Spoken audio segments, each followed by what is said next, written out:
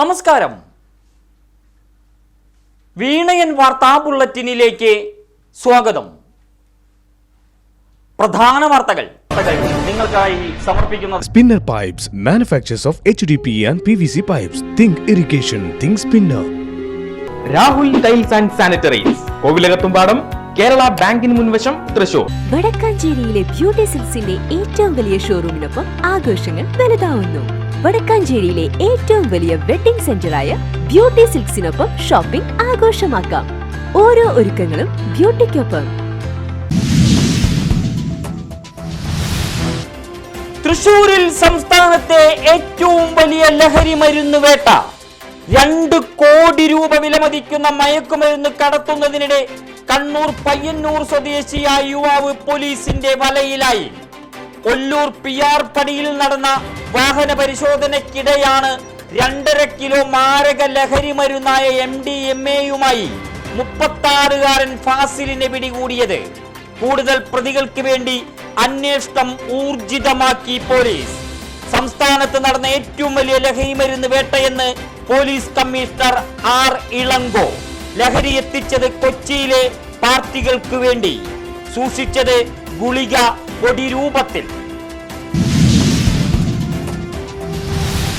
സംസ്ഥാന സ്കൂൾ കലോത്സവത്തിന് ഇത്തവണ സംസ്ഥാന തലസ്ഥാനം വേദി. കലോത്സവം ഡിസംബറിൽ. കായികമേള ഒളിമ്പിക്സ് മാതൃകയിൽ നടത്തുന്നതിനും തീരുമാനം. അത്ലറ്റിക്സും ഗെയിംസും ഒരുമിച്ച്.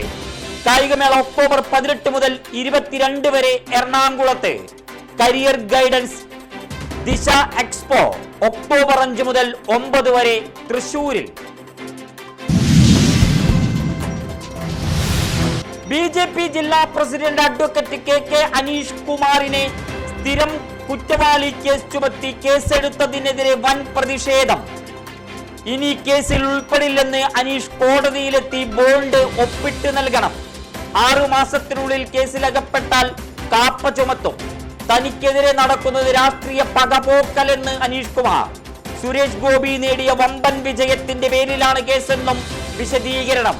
നിയമപരമായി നേരിടുമെന്നും അനീഷ്. പോലീസിനെതിരെ വടക്കാഞ്ചേരിയിൽ പ്രവർത്തകരുടെ പ്രകടനം, പൊതുസമ്മേളനം. വീണയൻ ന്യൂസ് ഇംപാക്ട്. വടക്കാഞ്ചേരി നഗരസഭ ഉദ്യാനപാത വീണ്ടും കിളിർക്കുന്നു. ഇത്തവണ നിറയുക അലങ്കാര ചെടികൾ. നഗരസഭയുടെ നേതൃത്വത്തിൽ ചെടികൾ വെച്ചുപിടിപ്പിക്കുന്ന പ്രവർത്തനത്തിന് തുടക്കം. നേതൃത്വം നൽകുന്നത് അയ്യങ്കാളി നഗര തൊഴിലുറപ്പ് തൊഴിലാളികൾ. വാഹനാപകടത്തിൽ പരിക്കേറ്റ ദമ്പതികളുമായി പോയിരുന്ന ആംബുലൻസ് നിയന്ത്രണം വിട്ട് പിക്കപ്പുമായി കൂട്ടിയിടിച്ച അപകടം.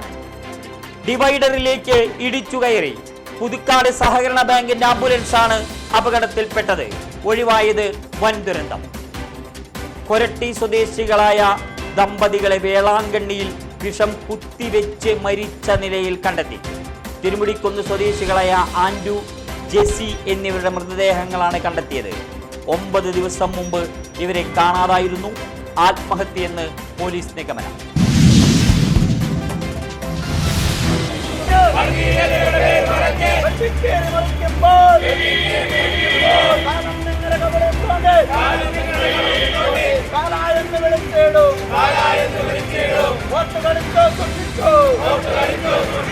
JB കോശി കമ്മീഷൻ റിപ്പോർട്ട് നടപ്പിലാക്കണമെന്ന ആവശ്യം.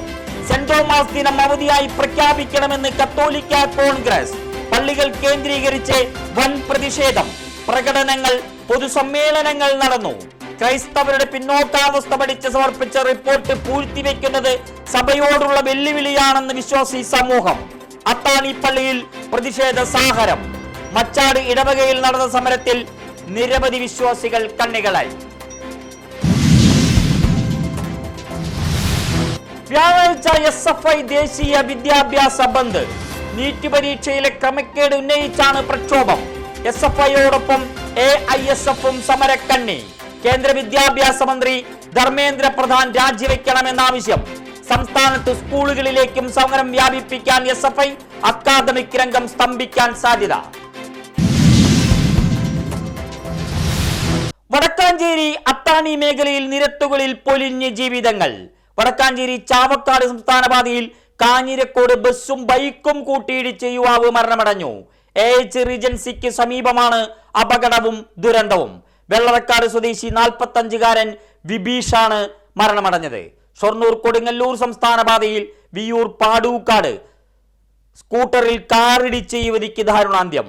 വടൂക്കര സ്വദേശിനി 30-കാരി വിൻസിയാണ് മരണമടഞ്ഞത്.